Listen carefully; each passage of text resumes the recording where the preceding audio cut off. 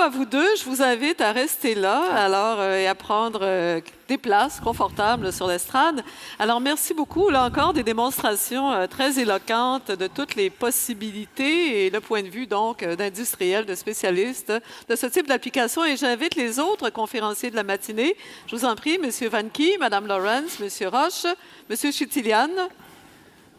Voilà, qui est sans doute parmi nous encore, je le sais. M. Chitilian va s'approcher, va se joindre à nous. Alors, voilà, je vous invite à venir nous rejoindre. Alors, c'est le moment qu'on a évidemment protégé pendant les 20, 25, 30 prochaines minutes maximum. Vous devez partir, M. Chitilian, pour Montréal bientôt. Je vous invite vraiment à venir au micro. Il y a des micros disposés au parterre, vous les voyez, à vous identifier puisqu'on capte absolument toutes les séances et toutes les interventions du Géocongrès.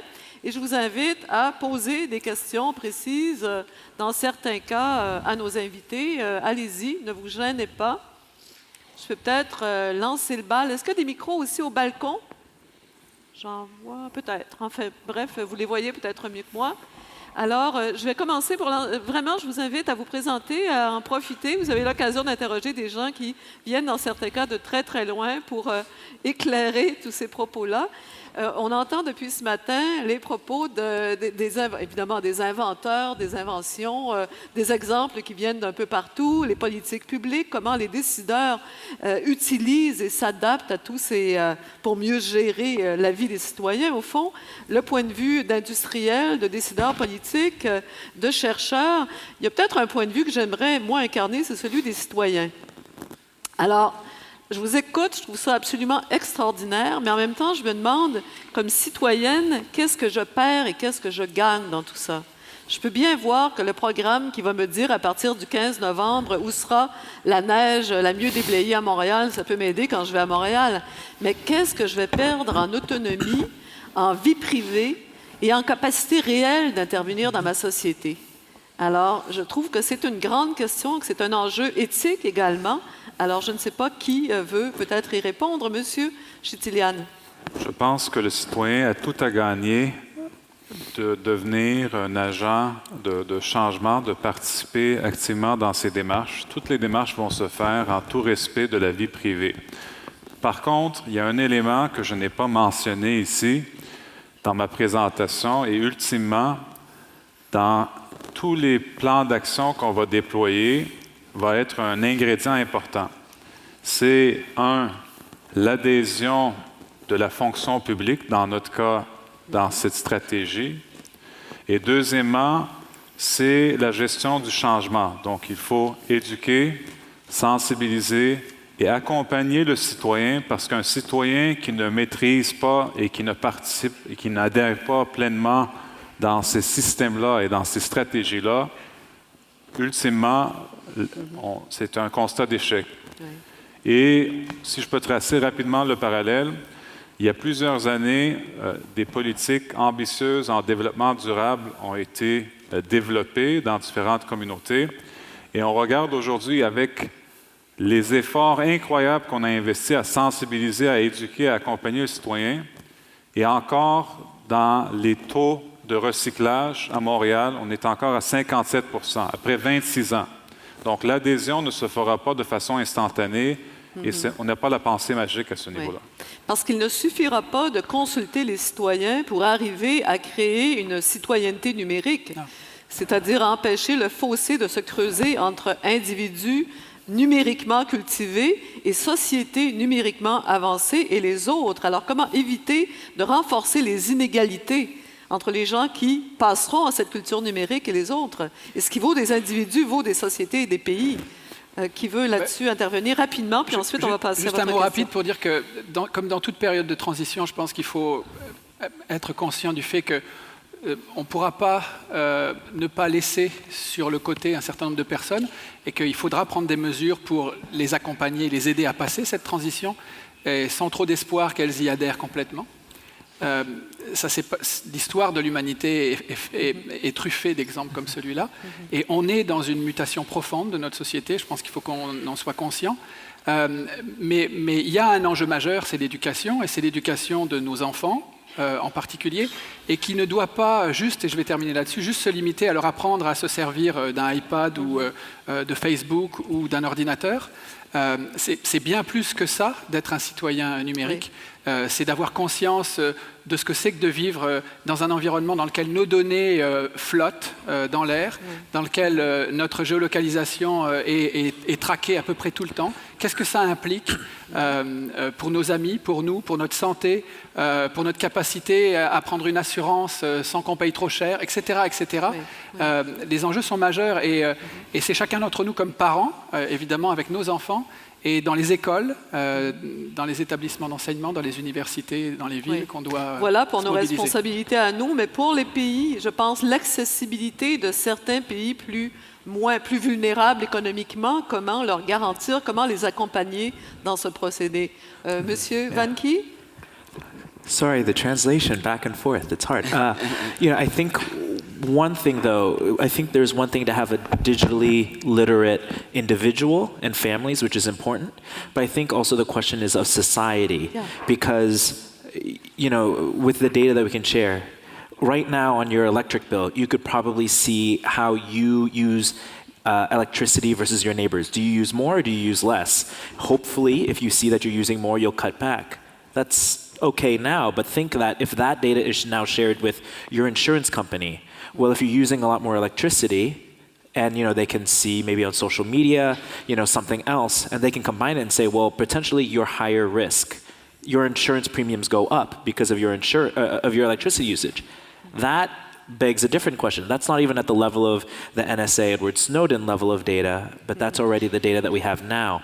And I think as a society, we have not yet asked ourselves clearly and coherently what level of acceptance we have of the use of data beyond kind of the control. We do not yet have kind of the personalized wallet that I can keep my data and share it or not, let alone what happens when the impacts are much greater. Thank you. Oui, Monsieur Lapierre et Madame Lawrence peut-être, et ensuite, Monsieur, on vous écoute, promis. Monsieur Lapierre. À propos des personnes qui pourraient être délaissées dans les changements, je suis d'accord avec les propos des autres interlocuteurs, mais aussi je voudrais mettre l'accent sur ça peut créer des opportunités.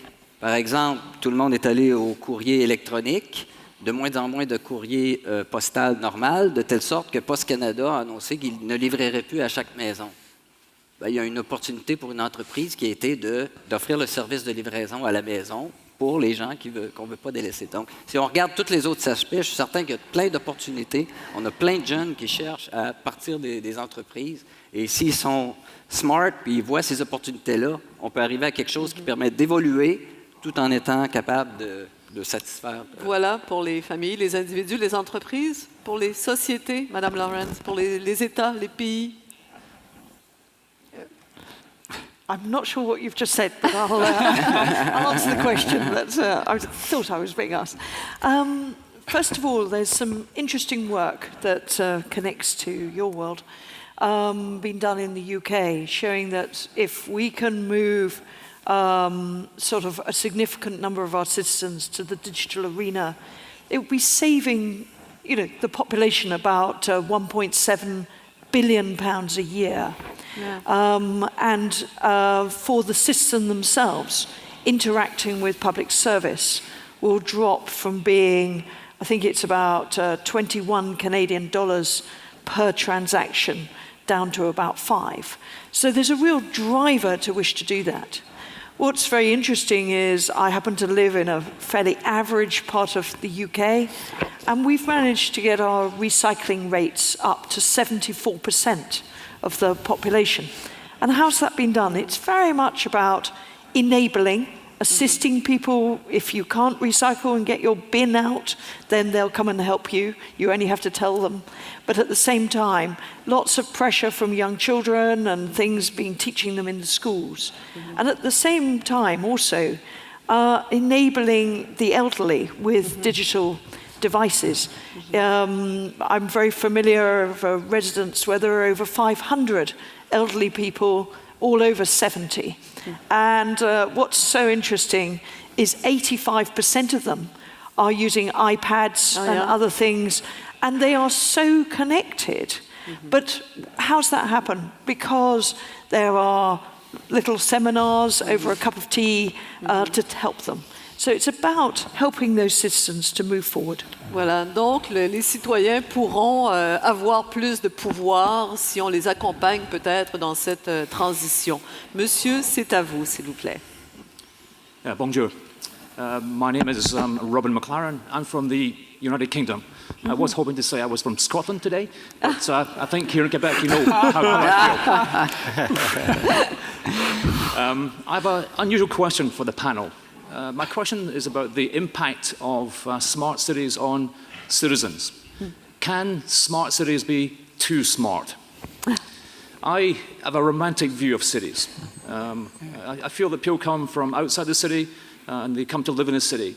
They can leave their past behind, become a new person, and they can experience the whole range of society within a city. I can go to a public bar, I can speak to a bricklayer, I can speak to a stockbroker. I have a whole full range of experiences of the city. I have this feeling that smart cities are eroding that experience, that it's changing the whole character of cities. Is this good or bad? Alors, c'est une question que M. Roche a un peu tout à l'heure approchée. M. Sutilian. It's actually a very interesting remark because last week, during the summit that was held by Mayor Bloomberg for the City Labs, this fact was actually discussed.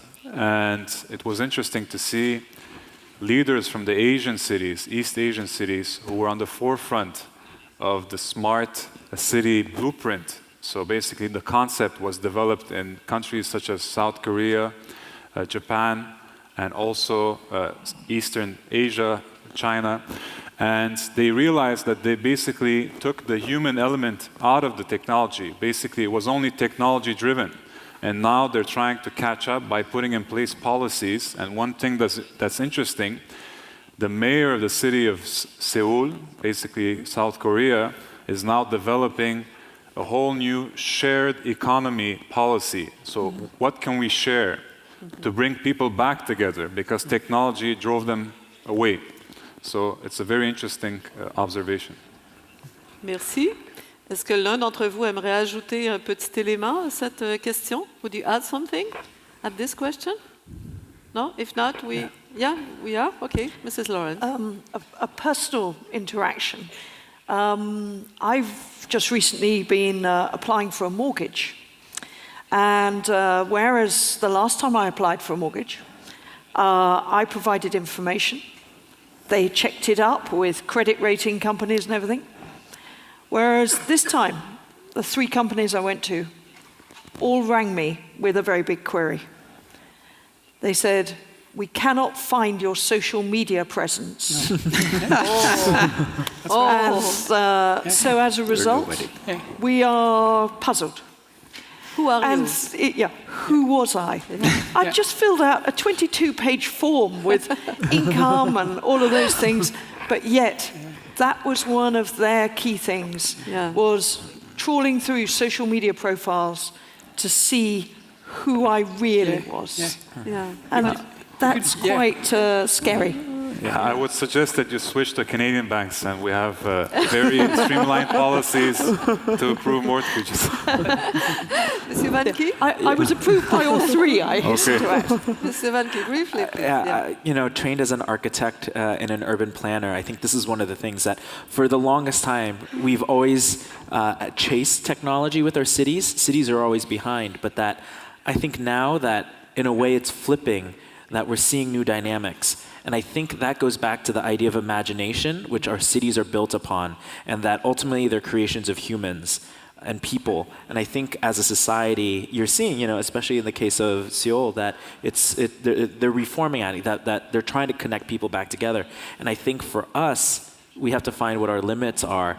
You know, Facebook is great, but I'd still rather, you know, drink a coffee at a coffee shop. With a real friend, physical friend. Real physical friends. And I think that we have to kind of maintain that. And, you know, I think because it's exciting now, we see the technologies much like Le Corbusier in the post-war era, that we can do anything with technology. And I think we'll see that, hopefully, knock on wood, you know, that will recede a little bit and that it really goes back to the enjoyment of the city. OK. Thank you very much, Monsieur Roche. Et puis, on vous écoute, monsieur. Rapidement, je remarque une chose, c'est qu'à chaque fois qu'on parle de Smart City ou qu'est-ce qui pourrait être bien pour les citoyens, on met souvent en avance le fait qu'ils peuvent être connectés. Et d'ailleurs, on évalue assez négativement le fait qu'il y ait une fracture numérique et que des gens puissent ne pas être connectés. Moi, je voulais juste attirer l'attention sur une chose, c'est que je pense qu'il y a un enjeu énorme pour nous en tant qu'individus et société, c'est le droit à la déconnexion, et que ce droit à la déconnexion ne nous fasse pas tomber dans la catégorie de ceux qui seraient suspects de ne pas être connectés. Donc, je vous laisse réfléchir à ça, mais je pense que c'est excessivement important. Merci beaucoup, Monsieur Roche. Monsieur, on vous écoute, s'il vous plaît. Thank you. My name is Daniel Paez, and I'm from Columbia, a university in Colombia. And I wanted to ask a little bit more technical questions about these innovations, and it's about standards. There's the Open Consortium to standards, and I just wanted to know how well do you think the standards serve innovation, and how well innovation is actually meeting those standards, perhaps for our friends from Bentley or the other thing. So, Thank you. Oui, Monsieur en Valois, français? allez-y. In English first? Okay.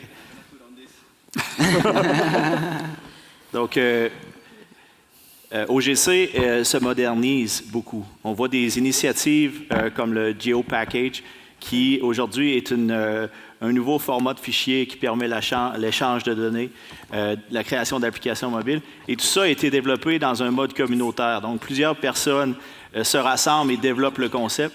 Au lieu d'être un organisme qui dicte, ou 2-3 experts qui s'installent dans une salle et dictent ce que devrait être un standard, c'est vraiment une communauté qui crée le standard. Et ça, je pense que c'est vraiment intéressant, vraiment vivant, et ça va permettre justement la pérennité de ce genre d'organisme-là à long terme. Ça va? Ça répond à la question? That's fine? OK, merci beaucoup. Madame Lawrence, yeah, you want to add something?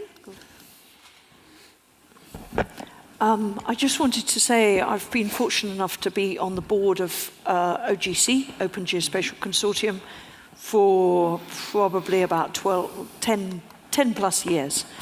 And what I've seen is that it is, as my colleague has said, it's about communities coming together and developing what's necessary for them. But as I mentioned within the UN, what we've managed to do is peel that back a little bit. So if you're starting, then it's really clear what you need to do. And then if you want to get into technical areas or you want to get into sub-areas, there are some very detailed standards for you. And so the good thing is it's about the community working together. It's rather like a kind of crowdsourced way of doing things. It's not an authority saying, this is the way to do it. So I would encourage people to engage with them. Thank you very much. Monsieur, s'il vous plaît. Bonjour tout le monde. Bonjour. Je m'appelle Mohamed Chrourou, président de l'Ordre national des ingénieurs géomètres topographes du Maroc. Au Maroc. Ma question concerne la ville en rapport avec la campagne. Donc rendre la ville plus intelligente, ça veut dire plus confortable, assurer une vie plus confortable aux gens, une vie facile. Et est-ce que ça ne serait pas une raison pour permettre un exode rural et donc créer d'autres problèmes? Et dans ce cas, quelle est l'alternative? Qu'est-ce qu'on prépare pour la campagne pour qu'ils puissent, donc on puisse rendre un petit peu les gens, garder les gens dans la campagne pour qu'il n'y ait pas d'exode rural? Merci. Quelle belle question. Monsieur Roche, Monsieur Sutilian ensuite. Oui, je trouve que c'est une question excessivement pertinente. Et dans les prochaines semaines, la date n'est pas fixée, mais il y a un atelier qui va avoir lieu à Québec précisément, qui va rassembler un certain nombre de villes de taille modeste, de petites villes, plutôt très dynamiques dans des milieux ruraux, pour se poser la question, c'est quoi la ruralité intelligente? Oui. Bien que j'aime pas ce terme ruralité, parce qu'on se rend compte quand même aujourd'hui, sauf dans des situations extrêmes, mais dans nos sociétés, dans nos pays modernes, que les comportements se sont beaucoup homogénéisés plutôt que nivelés, et que finalement aujourd'hui un comportement rural versus un comportement urbain, ça n'a plus beaucoup de sens. Je ne suis pas un spécialiste de la géographie rurale ou urbaine, mais les spécialistes du domaine à moins d'être agriculteur. Et Mais d'être- même. Pendant longtemps, on a opposé les populations rurales non agricoles aux populations rurales agricoles. Pendant longtemps, les populations rurales agricoles étaient majoritaires depuis les années 60. En France, au moins, elles ne le sont plus. Et il y a eu un genre d'homogénéisation des comportements, ne serait-ce que par le biais de la connexion. Par les usages des technologies qui se font partout. Les agriculteurs sont rentrés dans l'ère moderne et hyper Cela moderne. dit, j'imagine que les coûts sont plus élevés pour amener dans les campagnes un peu plus éloignées les infrastructures numériques qui permettraient à toutes ces populations rurales d'avoir accès aux mêmes services. Mais là, c'est une vraie Il y a question un de enjeu politique publique. d'accessibilité financière également. Monsieur Chitilian avait demandé la parole et ensuite vous, Madame Lawrence. Monsieur. C'est un extrêmement bon point et c'est un fait. Dans les prochaines années, on va assister à une urbanisation massive à travers le monde. Et même les décideurs politiques, quand ils se réunissent, on se dit très ouvertement que le monde ne sera plus défini par les frontières des États, des pays, mais par les villes. Les villes deviendront les points névralgiques, économiques et technologiques de l'ensemble des collectivités à travers le monde. Par contre, oui, ça pose un défi pour les territoires ruraux qui vont entourer les villes, mais moi, je vois ça plus comme une opportunité parce que de plus en plus se développent des opportunités de l'économie de réseau. Donc, il y a des réseaux intéressants qui peuvent être mis en place et surtout pour le maintien des services également dans la ruralité. Ces derniers temps, j'ai parlé et discuté avec plusieurs chercheurs. Il y a de plus en plus de la mutualisation de coûts qui se fait. Bref, pour garder des banques, des cliniques et des bureaux dans les villages. Les gens se réunissent ensemble. Par exemple, ici, il y a une démarche actuellement avec les caisses des jardins, avec d'autres joueurs. Pour garder ces caisses-là dans les villages, il y a une forme de mutualisation de coûts et d'espace qui est en train d'être réfléchie. Merci, Monsieur Chitilian. Madame Lawrence, s'il vous plaît. Thank you very much. Well, first of all, I was in the fortunate position to go and advise quite a significant country about whether they should even release their data, because their biggest worry was that when people realized where they lived, they wouldn't choose to live there. They would want to move to the cities. What was interesting is, first of all, I was able to show that the data was already out there. They, just as a state, hadn't chosen to release it in a formal way. It was out informally. But you know, there was no evidence at all that people would make that move.